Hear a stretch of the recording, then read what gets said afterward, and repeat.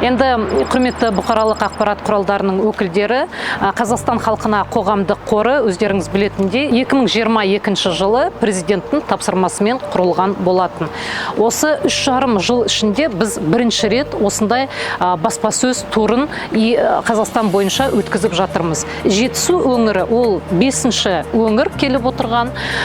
Жалпы айтатын болсақ, Жетісу өңірінде қор 2022 жылдан бері 6 миллиард 770 миллион теңгеге қайырымдылық жобаларды жүзеге асырды. Енді бүгінгі бағдарламада 3 мекемеге барамыз. Ол мекемелер әлеуметтік қолдау саласы бойынша, денсаулық сақтау және білім саласы бойынша. Яғни осы мекемелердің жұмысымен танысу арқылы біздің қордың қызметімен танысатын боласыздар.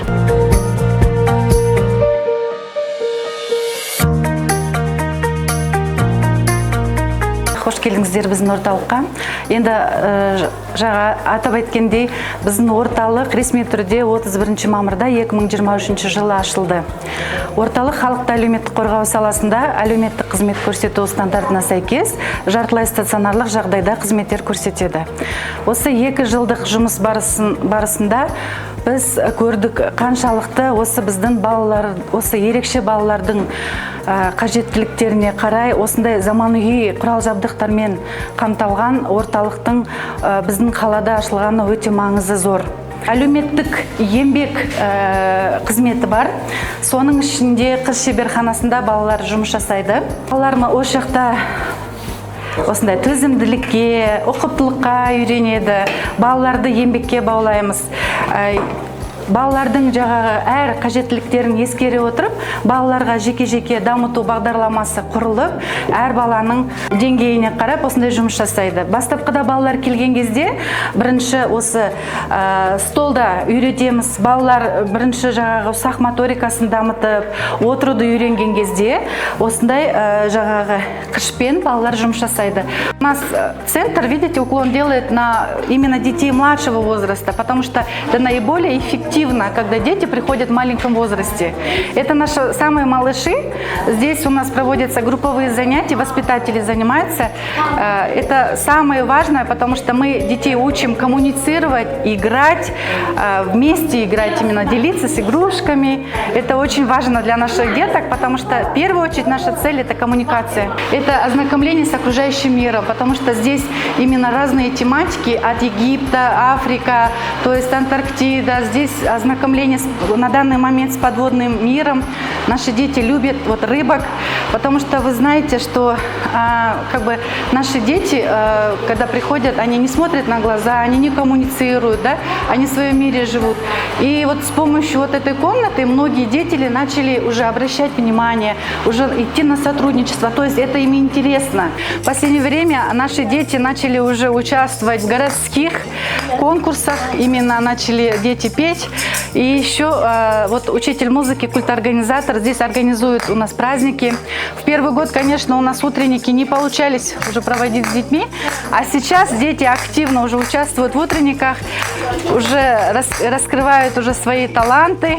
На данный момент здесь идет урок ритмики.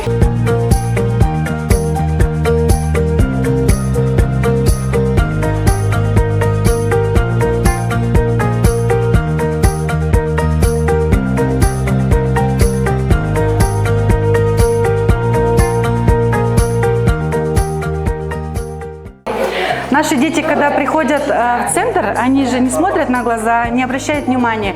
Но на робота они повторяют за роботом движение. То есть этот робот разговаривает на 3 языках, управляет специалист. И вначале, когда дети, которые не смотрят на глаза, не отвлекаются на имя, а вот с роботом контактируют вначале, повторяют за роботом движения, слова. То есть это тоже такой учебный материал. У нас занятие здесь ведется подгрупповые занятия, но вы заметили, в каждой трудотерапии, в каждом кабинете трудотерапии у нас по 2 специалиста. Потому что, учитывая особенности наших детей, мы хотим максимально, чтобы внимание уделялось на них. Здесь к нам приходят дети старше 7 лет.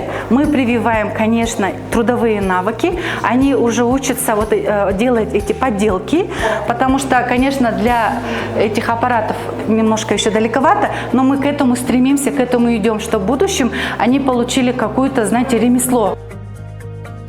Девочки здесь вышивают, учатся держать ножницы. У многих получается. Готовим их, чтобы они в будущем тоже научились шить.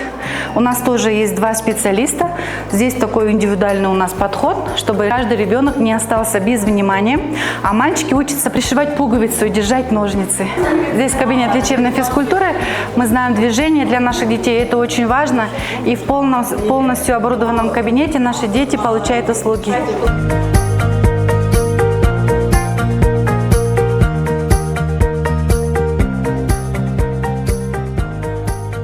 Мен атым Алия, мен ұлым Алинұр. Алинұрдың алғаш диагнозын біз 2 жасында білдік. Осы 2,5 жасында осы қаламызда осы орталық ашылды. Осы орталыққа келіп жүрміз. Көптеген нәтижелер бар. Осы жақта дефектолог, логопед, басқа мамандардың арқасында баланы қоғамға бейімдеу, қоғамға қосу үшін жұмыстар жасалып жатыр. Менің баламда жаңағы түсінік жағынан қалыптасып жатыр. Тілі әлі шыққан жоқ, бірақ түсінігі жағынан және де өз-өзіне қызмет көрсету, сол жағынан баламда өзгерістер бар. Осы орталықтың ашылуына үлес қосқан демеушілеріміз жаңағы қазақ халқына көп рахмет айтамыз. Ерекше балаларды қоғамға бейімдеу үшін көмектесіп жатқандарыңызға көп рахмет. Менің есімім Батанова Света. Мен үшін жаңағыдай 2 сөзді қосып, әріптерді жазып үйрендік ақырындап. Осы орталықтың мамандарына, Қазақстан халық қорына рахмет айтамыз. Осы орталығымыздың мамандарына өте білікті, білімді мамандар жұмыс жасайды. Солардың арқасында деп ойлаймын. Сондай жетістікке жеткенімізге баламда қазір жақсы өзгерістер болып жатыр. Наш центр официально был открыт 31 мая 2023 году. Центр оказывает специальные социальные услуги в условиях полустационара. Оказывает в 2 смены по 4 часа. Наши дети приходят согласно расписанию. Учитывая возможности каждого ребенка, у нас составляется индивидуальный план работы, и по плану наши специалисты, психологи, дефектологи, также специалисты по сенсорной интеграции, инструкторы по трудотерапии, специалисты по авотерапии оказывают полноценную такую комплексную помощь нашим детям. У нас в центре полностью оснащены современным оборудованием благодаря Казахстан халкына, и в этих кабинетах наши дети получают комплексную, качественную помощь. У нас очень много позитивных историй, то есть мы вместе развиваемся, наш центр развивается, растет, и растут наши дети. В 2024 году наши 5 детей мы отправили в школу, 6 детей пошли в нормотипичный детский сад. Также в этом году планируем отправить в школу 8 наших детей. И также у нас 1 ребенок уже мы отправили в детский сад. И также планируем 5 детей отправить в нормотипичный детский сад.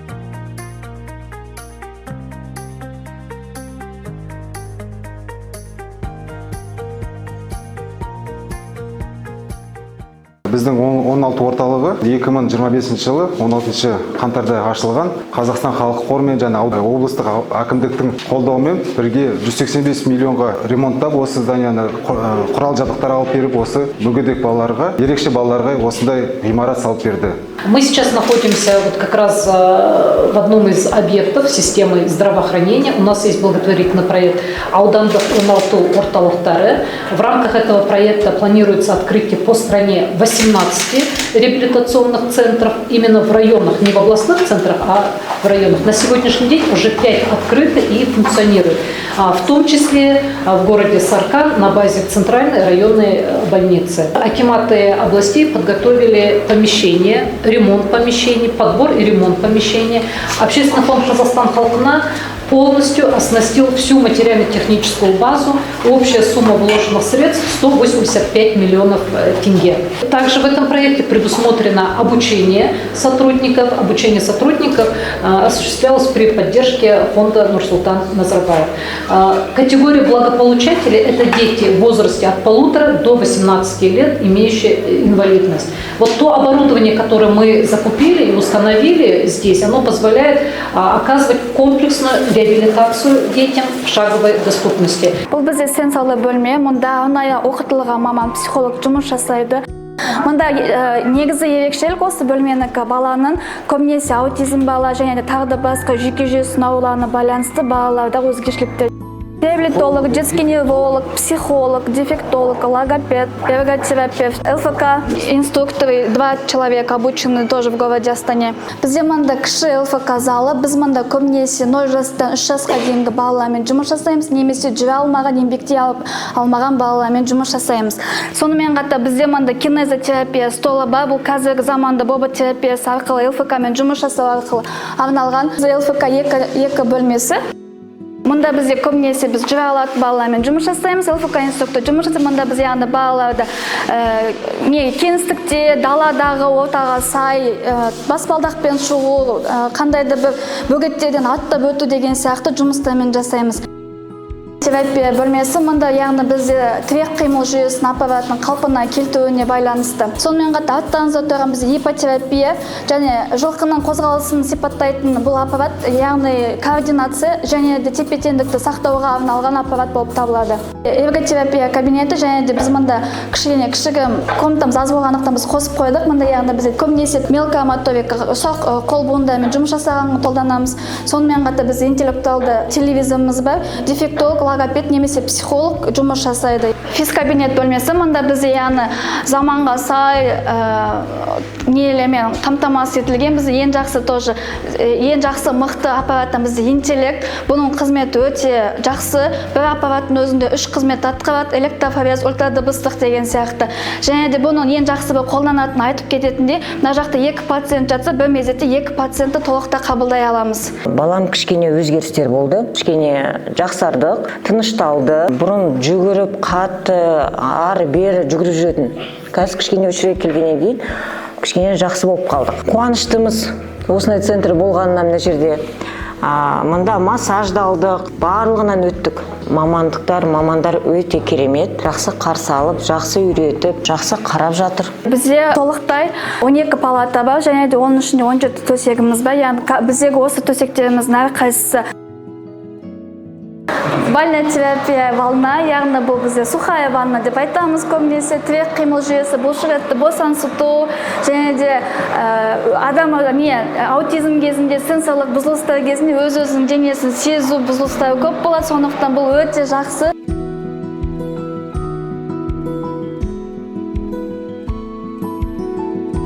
Мен Қабден Ләззат Бағдатбекқызы. Осы орталыққа ашылғалы бері келіп жүрміз. Нәтижелер өте жақсы. Қуаныштымыз осындай Сарқанда бізде осындай реабилитационный центр ашылғанына. Ең бірінші баламызға жақсы болды. Алысқа Алматы, Астана демей, өзіміздің Сарқанымызда бар. Ыңғайлы, жайлы, таза, мамандарымыз өте жақсы.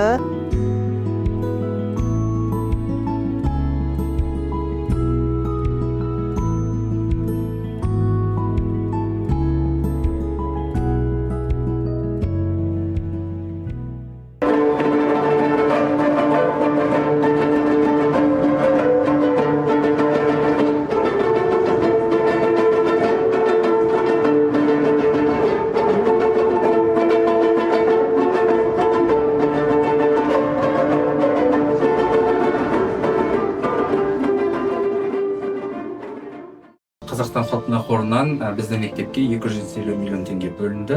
Бұл жерде ол толығымен жаңағы 40 кабинетіміз жабдықталып, жаңағы оқушылардың қолдануына берілді. Бұл жерде ең айта кететін нәрсе, бала өзі интернеттен көргеннен қарағанда қолмен ұстап кез келген нәрсені жасап көрген кезде ғана білімі терең кетеді.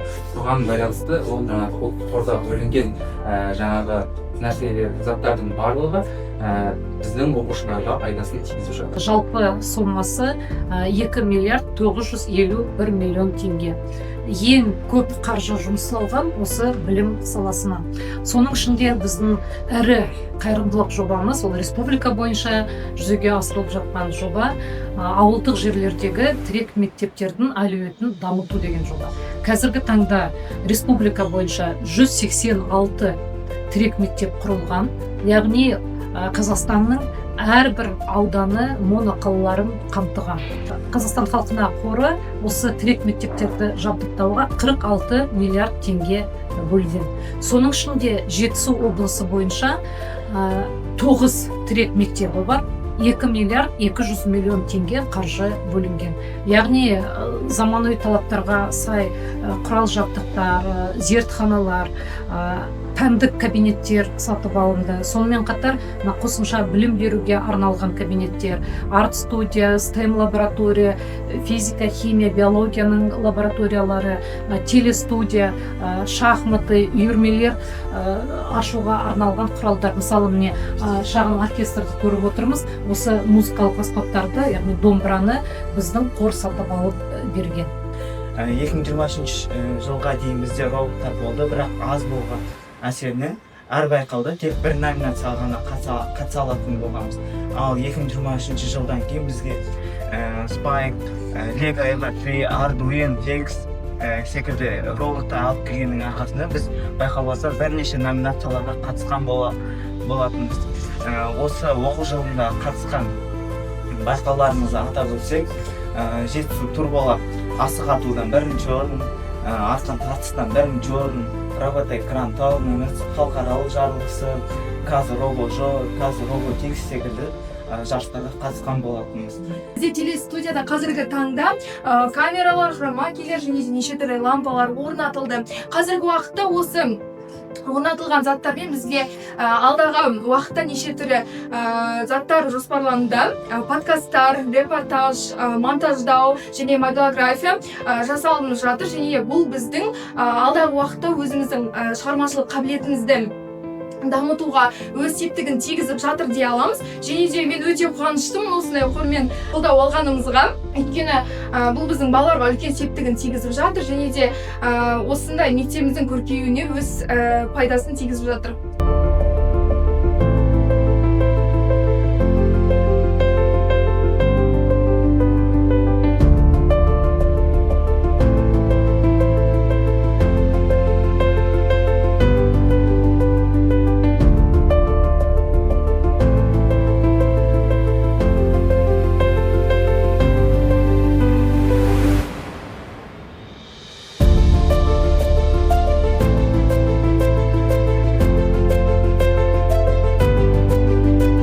Нәтижесінде міне өздеріңіз көріп өткендей, биыл мектебіміздің 2 командасы бірдей республикалық деңгейге жетіп, бірінші бас жүлде орын алды, және де 3-ші орын иелендік.